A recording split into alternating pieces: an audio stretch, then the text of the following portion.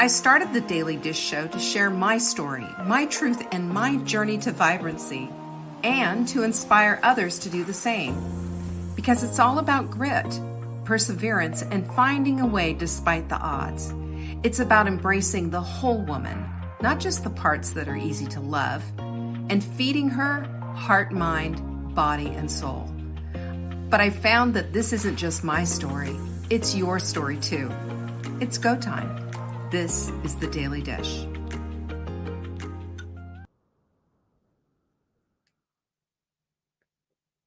Well, hello there. Jocelyn's in the house already. Good to have you here, Jocelyn. I'm glad to see you. Happy Tuesday, everyone. Here we are. Catherine's in the house too. You know, we're going to have a good time. When I see these two here quickly like this, I know what happens next. In comes everybody else. Follow the leader, gals. Follow the leader. Anyway, this Tuesday, so I've got kind of a special show for, I don't know if special is the word for it. I have a show for you today that this is just stuff that's been on my heart that I want to share, all about loss. So if you've been in that place of loss, or, well, let's just face it, we've all been in a place of loss, haven't we? No, I don't know anybody who can get through this life unscathed by loss. And yet sometimes don't we just, our reaction to it is like, this has never happened to anyone else before. You feel very alone. You feel very isolated. And that's one of the reasons why I want to talk about this, because it is so critically important for us as human beings to be able to cobble together ourselves after a devastating loss. So we're going to be talking about that a little bit today. We have some really fun stuff coming up too, by the way. Our Recreate Your Life book club that we've been doing for, it's almost a year now. I cannot believe that. But this quarter coming up is a brand new quarter, and we will be starting, I think we set expectations coming up here in May. Jenny's got all the dates. Leanne doesn't remember things. You know how it is. But you guys will all figure it out. But anyway, the books are really fantastic. We've got the first one. We got Drop Acid by Dr. Perlmutter. Now, I love this book because this is talking about uric acid. Now, everybody understands about uric acid and gout, but there's a bigger connection to uric acid and a lot of metabolic diseases that we're all trying to avoid, like diabetes, heart disease, Alzheimer's, etc. And he's connected the dots on all of these things. So it's really an excellent eye-opening book. Strongly suggest reading that book. The Liberated Mind is another book that is just phenomenal. And Mark Manson, as a matter of fact, he wrote a book with the F-bomb in it. So I'm not going to even say what the title is, but a good book nonetheless. And Mark Manson said this is one of the best self-help books he's ever read. And I have to concur. I found it, again, another eye-opening book. And the last one is The Gift, and that is by Edith. Can't say her last name off the top of my head right now.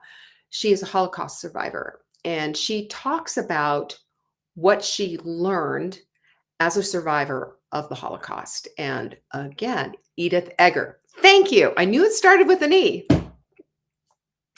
Anyway, this book is, again, another phenomenal book. These are all books, by the way, that are off my shelf. I'm not going out and buying them. I have them on my shelf. These are books I have read and so loved that I am sharing them again. And we're going to have our book club with that. There's hot seats. There's, provoking questions. And what a group of women that get together for these book clubs. They're just something else. So you are in the place of wanting to grow, wanting to become even more yourself, I would say, another level up and peeling away the onion, however you want to call it. This book club is for you. Hello there, Lynn. I'm so glad to see you. And check it out. Go to savingdinner.com/recreate. Recreate Your Life. And this is the reason I named this book club Recreate Your Life, because this is how, when we learn from somebody who's an expert, a master of something, then we can glean from them and apply these lessons in our own life. That's exactly what this is all about. So drop acid for your body, the liberated mind for your mind, and of course, I would say for your heart and soul, the gift. So heart, mind, body, and soul, that's how we roll. Check it out, savingdinner.com/recreate. Next, we have another cooking workshop coming up, and it's Wednesday, May 7th. I told you last time we did our cooking workshop, I said, I'm going to do a summer salad workshop because I adore summer main course salads. I always put so much stuff into them.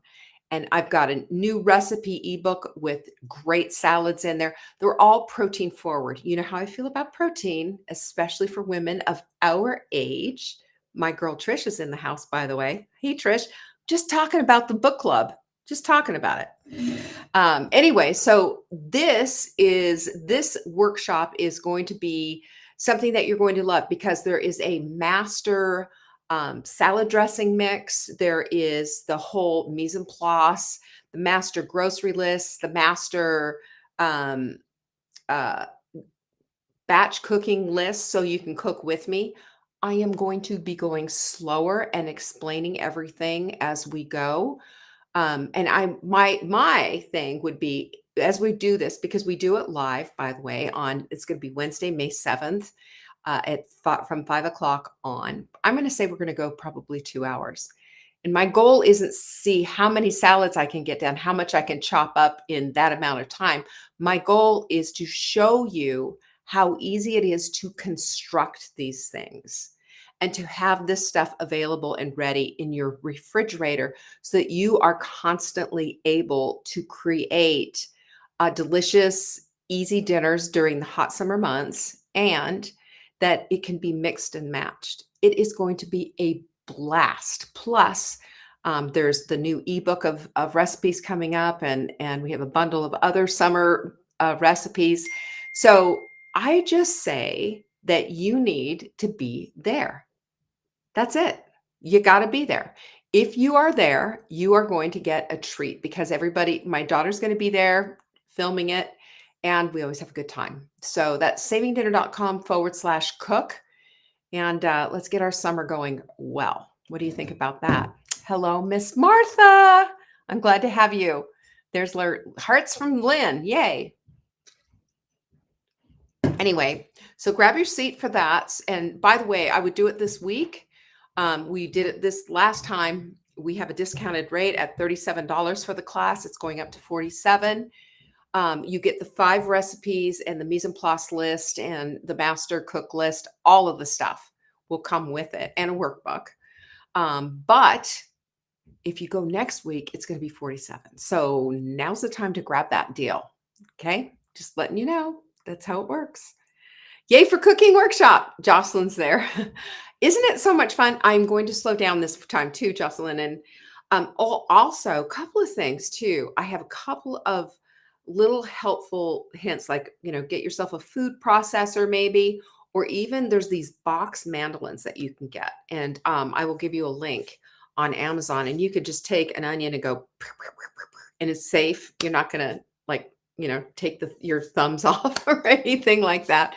So I love those little things. So I hope that you decide to show up on Wednesday. We have a blast, and it is this Wednesday. No, it's a week from this Wednesday, a week from tomorrow that we are doing that class. Is that correct?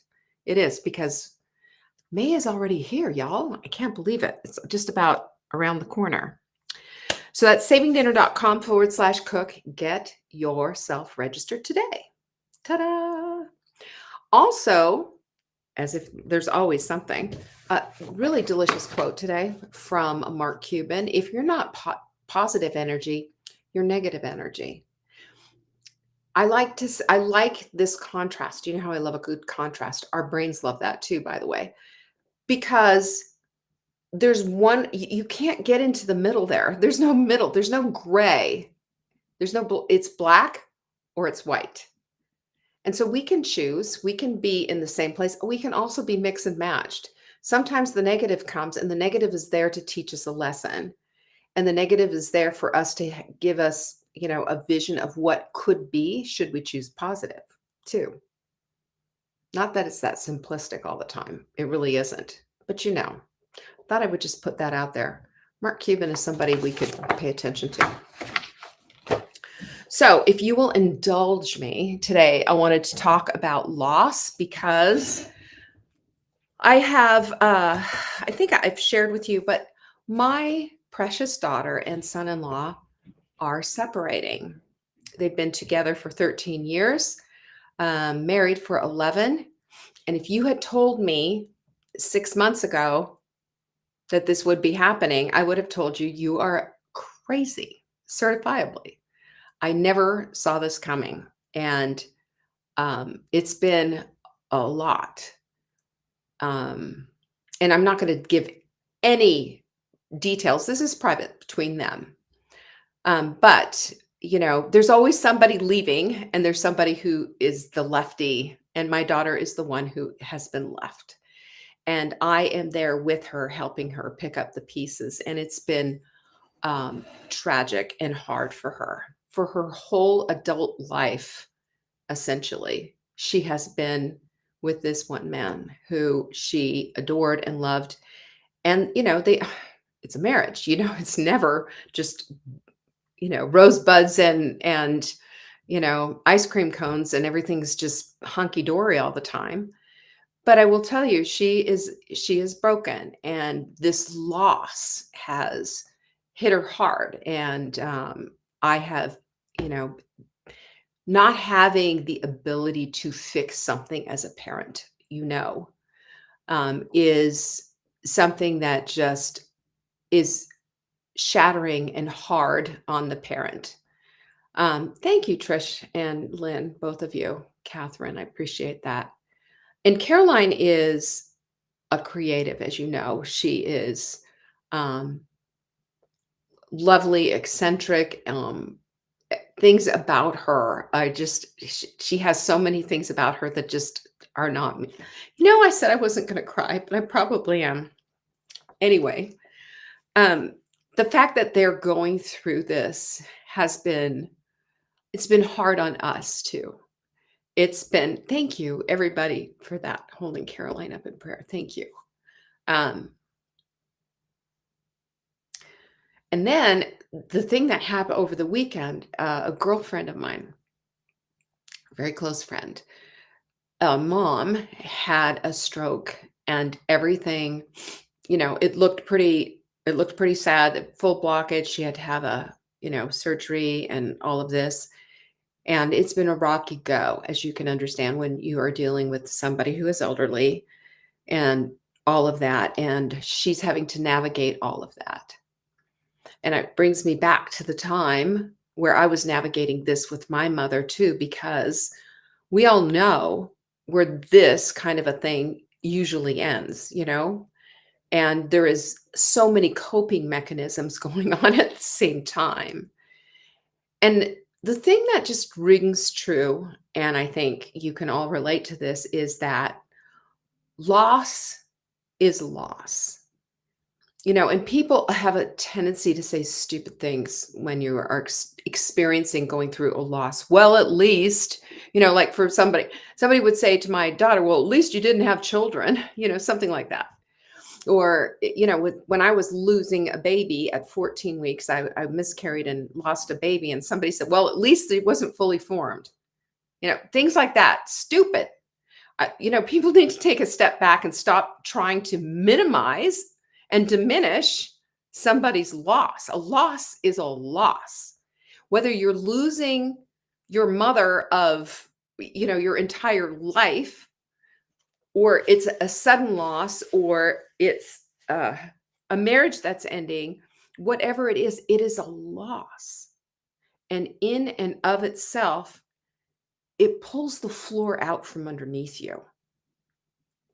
It takes you to the place of anguish, of despair, of heart-wrenching pain that you didn't experience before in your life. That's the teacher that loss is. And sometimes it doesn't come wrapped in a casket or a courtroom. And those are two very real, obviously, those are my examples for today. I mean, not my girlfriend's mom is still very much alive, but we are inevitably preparing for the loss of, aren't we? We are. It's it nobody is going to escape death, and nobody is going to escape having somebody decide that they want to leave their marriage either, if that's the case. But there's an unraveling that's so slow sometimes that you don't even realize how broken you are until you're just standing there surrounded by all the pieces that have fallen. And it doesn't have to look like this. It's something else that has hit you, that has brought about this kind of loss. And the thing that we have to look at too, even as we are looking down that light, and looking down that tunnel and seeing the end is nigh, deciding that this is the day that we separated, or this is the day that this happened to my loved one, or this is what's going on right now. Even when we're looking at that, there is such a weird thing that happens inside because there's two things that you're being called to do. And one is to let go, and the other thing is to hold on. Even if it doesn't make sense. Does that make sense? It's because our heart is hanging on. Our heart is holding on to the love that we knew with this person. Our heart is holding on to it and thinking that if I love more, if I just do this, if just this one thing happens, then we can get back to where we were. And I can tell you, in my experience, it doesn't happen that way. There is this change, and it is afoot, and it always happens. And there's this idea that, as we did, my mom and I, we sat down and we made her living will, and we had the advanced directives with everything. We had hospice in place. We had all of the things. We had plans. We had done all the plans. And you think that the plans will soften the blow of what's happening, but it doesn't. It's still painful. It still takes your breath away. It still is a last gasp at love, of wondering, what's happening here? Do I really have to let go? And then the end arrives. And it's like the sudden slamming of a door, that the gust of wind comes and slams the door and it just startles you, that kind of a thing. And you're sitting there, listening and hearing the echo of everything that used to be, and that isn't anymore. But you look back on it fondly. You want to live in that past because the loss is so profound. And even after all of this happens, there's a roller coaster of grief. And this, if you have experienced this, grief is not linear at all. It's a roller coaster. It doesn't have a schedule. It doesn't have a plan. It doesn't care if you're standing in line sobbing your eyes out at the DMV. True story. Because something reminded you of her. It doesn't matter if you are in the grocery store or whatever. If there's something that reminds you, and there it is. It happens. It happens. You have a parade of memories going through your head as you're dealing with this loss. Everything doesn't seem the same. The birds don't sound the same outside. And I remember thinking to myself as I was dealing with my mother's loss the morning after my mother had passed. And I was thinking to myself, it just sounds different out there. Don't the birds know that my mom is gone, that everything is different for me? But you smell coffee and it reminds you of when you used to have coffee together with your spouse, maybe. Or you hear the sound of a key in your keys going into the lock, and you remember your spouse coming through that door who's no longer going to show up. Or the inside jokes that maybe you had and that are gone. Yes, Jeanette said she lost her son, and there are triggers everywhere. There are, because that's how grief is. Things come about and trigger that stuff. It's an unexpected stab of pain that comes out of nowhere. And there's maybe a song or a season, maybe as the leaves start to change, all the things. And there you are, mourning all over again. And the thing is with loss, there's never a getting over anyone or anything. There's merely a going forward. That's how I've framed it, because you don't get over the love that is lost. One thing that absolutely helped me tremendously was when my mom was actively dying and she was going through that horrible death breath, the death rattle stuff. And it was so obvious she was so scared. And I picked her, she was very small and tiny at that point, and I sort of picked up and cradled her head and held her head, and I had her just look into my eyes, and I told her that it was okay, that I loved her. I know she loved me, that she could take my love with her, and I would always have her love. That was a real comfort for me and for her. She calmed down after that. Um, but this was something um, that I will always remember for the rest of my life for sure. And it was such a lesson of what grief is, of what grief is, the absence of that love being here. But we always carry it with us, it's always with us. And as we lose someone, whether it is intentional through a divorce or it is through slipping into the next life, um, it's still a throbbing, empty place. But in that throbbing, empty place where all the pain of the loss is, there's still a sacredness to it because we are part of maybe a reluctant sisterhood of having to experience all of these things. Nobody gets through this life unscathed. Nobody gets through this life without experiencing loss in some form or another. So when we understand that this place, this sacred place, is this empty place is sacred, and that it's a place where love used to live, maybe. It's also a place where love can still live as a memory, a very cherished, dear, wonderful memory. It's something that we can choose to take with us, the good parts, if it's through a divorce, and then leaving behind maybe the pain. But, whether or not you see it coming, it still catches you unaware, and it still takes your breath away, and it still breaks you in some ways. But there's a necessary part to the progression of dealing with loss, and that's the rebuild. Because there's one thing to be shattered, it's another thing to live in the shatteredness, and we can't. At some point there's a picking up process that needs to happen because you still have a life to live, even with all of that, even with having to deal with the enormity of what this loss is.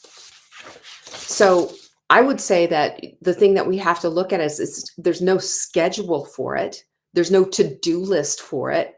And there's no, this is how it's done. Here are your precise steps. And then when you get through it, you're on the other side, sister. It's not that clean and tidy. It's not that easy. But there's this thing that's inside of you, your human spirit. That's your soul. That's your heart. That's the unique essence of who you are. And it's resilient, it's courageous, it's magical, and it wants to live and love again, even after the devastation. And I will tell you, it will again if you make room for it. It's true. And again, we're not talking about a schedule and neat, tidy steps and, this was terrible, but on to the next thing.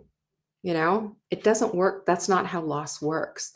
If we have our own time schedules, we have our own hearts, we have our own ways of dealing with things. However, there is room for both the loss and the rebuild. Now, there's this thing called, it's the Japanese art called kintsugi. Have you ever heard of it? And this is when they take a piece of pottery that's broken or cracked, instead of discarding it, they put gold in the veins. They don't use, like Elmer's glue or super glue like that to try to put it back together so no one can see. No, that brokenness, that crack is celebrated by putting something precious in the crack. I think that's so symbolic to absolutely everything, because those cracks aren't covered up. They're actually celebrated. They're made visible. They're made beautiful. They're made more precious. And it's because of that crack that that bowl becomes even more beautiful. How much so can this be our life if we decide that those cracks can be filled with preciousness? That those cracks that are in us, instead of trying to hide them, instead of being ashamed of them, we instead allow for them to be there and allow them to be filled with something that is precious and something that allows us to become more beautiful beings. What about that? When we look at that pottery too, and we see it with the crack filled, with the gold in it, what we're seeing is a badge of honor, that we weren't destroyed because of that crack, that we weren't discarded because of it. We were taken aside and we were carefully filled with something that would make us more strong, more resilient, more magical, even because of it. So, this reminds me of the fact that nothing stays the same forever. We all have been shaken to our boots with a health scare, with the loss of someone, with something that is brings us to our knees sobbing and praying. Everything in this life is fragile. Everything in this life is precious. And you know what? We're allowed to be fragile. We're allowed to allow that preciousness to touch and be a part of our lives. And I just want to say this, and this is so important, that it's your brokenness does not disqualify you from beauty. As a matter of fact, it creates a work of art in you. So when you are looking at yourself and you're seeing the cracks, remember it's the cracks that lead to this beauty, because we all have them. And we all have and have endured these kinds of losses. You are not disqualified from beauty. You are made more beautiful because of them.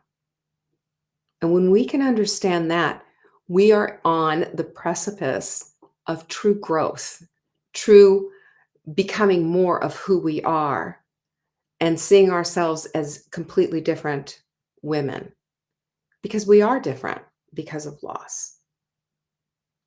Yes, ma'am. Beauty from ashes. Yes. One of my favorite Bible verses, by the way. So there are some steps to mend and begin again. And again, it's not just, these are not just like, let's just check these things off, but these are tangible things that we can do as we are dealing with, the messiness of loss.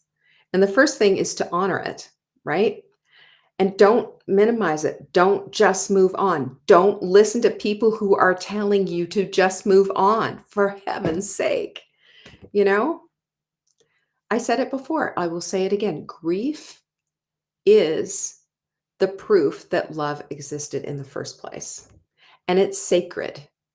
And even if it's over and you didn't want it to be over, allow for that little gem of love of what it was to be a memory, to be something that is cherished.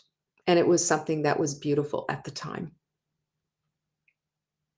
Also, let yourself be messy, because again, healing isn't linear. None of this, grief isn't, either is healing. Some days you're going to feel okay, and some days you're going to feel like absolute crap, like somebody hit you upside the head with a 2x4. And I'm not talking cosmic either. I'm talking grief. I'm talking sobbing. I'm talking in the gut. And, you'll be in the grocery store and you'll see something and you'll pick it up and you'll start sobbing and say, "This reminds me of my mom. This reminds me of, you know, when so and so and I first met." It's normal and it's healing and it's important. And we need not dismiss it. And we need not say it's time to get over it. We just need to understand that it's part and parcel. The third thing is, maybe create a ritual over something and just be honoring of it. Go to church, light a candle, write a letter, frame a photo. And don't let that photo be like a tombstone. Let it be a touchstone instead. This was then. This was precious. This taught me what love was all about when it's a divorce type of a thing. Or if it's the loss of a loved one, this photo teaches you that that love goes on forever because it does. And then when we do these tiny, delicate repairs, we're doing one little brave act for ourselves. And that's enough for the day. And we do another one tomorrow, and that's enough for tomorrow. And those little things are things that we're telling ourselves that we are worth getting up and doing. Um, and remember that what we're talking about here, when you were putting those gold seams into that broken piece of pottery, that's the refiner's fire. How do you think that gold gets there? It has to go through the process of the refiner's fire. It is a high heat. It gets out the impurities, but the end result is pure, beautiful gold. And that's the thing that we're filling that crack in with. God's love never fails. And then allow for your life to fill the empty spaces because you're not moving on, right? You're going to move forward, though. You're going to move forward because that's how life works. The days go by, the months go by, the years go by, and allow yourself to go with it and to flow with it. Remember, you carry that love with you always. You get to do that. That's a choice that you can make. It's a decision that you can make, and it locks it in for life. I carry that with when I think, my mother's been gone now for 9 years. And every once in a while, I start to just go, "Oh my gosh, where did this come from?" And I start to think, "Good minute, it's been 9 years. What's this about?" And I give myself the grace to understand that that is because of that love that I had for her and she had for me. And I get to celebrate that all over again. That's the bittersweetness of loss. But it's also the choice of deciding that little bit, that little handful of love that I get to celebrate at that time is just enough. And thank God I had that, right? So sometimes, the other thing is we have to look at love from a couple of different things. Sometimes the pain left behind, the scar that's left also, um, it's the scar that love leaves when it's gone. And that scar is a teacher, and that scar is always there, and it reminds you of something. It can make you bitter or it can make you better. Again, another choice that can be made. But we have to experience certain things with the deliberateness of asking the questions so that we can learn lessons and move forward, right? And if we can see through our eyes, this whole brokenness stuff through kintsugi, we understand that we're not broken beyond repair, that we're being made stronger and wiser and more breathtaking than ever before if we choose to go that path. So let's understand this, that love cracks us open. It always does. Because in the end, there is always loss. Someone is either going to leave or die. And that's the ugly truth of what it is to live on this planet. We don't get to escape that. It's ruthless, it's painful, but it's inevitable. But it is the crack that breaks us free, because it's through that crack that we understand that we are not to stay here shattered, but we're here to rise piece by golden piece into something even more beautiful. And when we surrender to that sacred empty space and allow for the gold to fill the crack, that's when we're transformed, even in loss. And that's what I have for you today. So thank you for all of you who are praying for my darling daughter. I appreciate you all, and pray for my son-in-law too, by the way. And I would also hope to see you on Wednesday for our Cooking with Leanne again. We're going to be doing some summer salads, and it's going to be beautiful and lovely. Thank you, Lynn. I appreciate you. So if you will go to savingdinner.com/cook, grab your seat now before the price goes up again later on Monday. And all is good. All is well. I appreciate all of you. Thank you so much for being with me. And thank you for all your prayers. You guys, you're so good. Thank you. Thank you. Peace be with you. Appreciate all of you. Bye-bye. Thank you for joining me today. You can find me on TikTok for daily tips to help support your most vibrant life. And remember, you are the author of your own story. Until next time.